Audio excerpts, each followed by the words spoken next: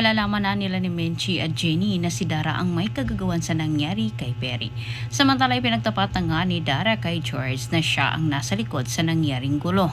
Ngunit nagulat naman itong si Dara nang malaman din niya na matagal nang alam ni George na si Dara din ang may dahilan kaya nawala itong si Deo. At binalaan naman ni George si Dara na hindi umano dapat malaman ni Megan ang pangyayaring iyon dahil siguradong kamumuhian umano siya ni Megan.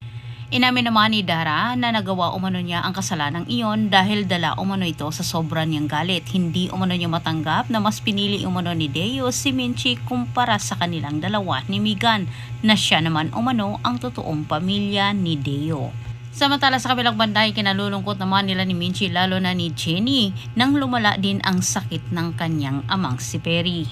Wala na umanong pag-asa na bumalik pa ang pandinig ni Perry.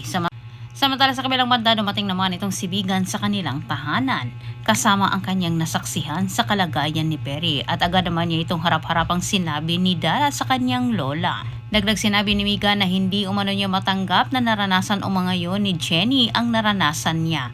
Kung alam lang umano niya kung sino umano ang totoong dahilan sa pagkawala ng kanyang ama, sisiguraduhin din umano niya na magbabayad ito, kagaya umano sa inaasam-asam ni Jenny at Menchie ngayon. At nang marinig naman ito ni Megan na parang siya ay nabulunan ng malaking tinik sa nilalamunan sapagkat alam niya kung ano ang mangyayari sa oras na malaman ni Megan ang kanyang kasalanan. Bago pa man mangyari ang kinakatakutan ni Dara ay inunahan na niya ang panahon. Nakipagkita na siya sa kanyang kasabwat at binigyan niya ito ng malaking halaga upang sa ganitong paraan ay lumayo ito.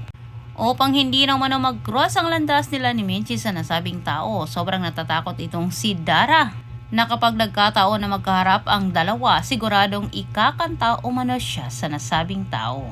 Subalit ilang hindi aasahan ni Dara na mismo ang kanyang anak tutulong kala Menchie para matunton ang taong kasabwat ni Dara na ito ang magtuturo na may pakana umano si Dara sa nangyari. Maraming salamat sa panonood at antabayan ninyo ang susunod kong update. Born and Shine!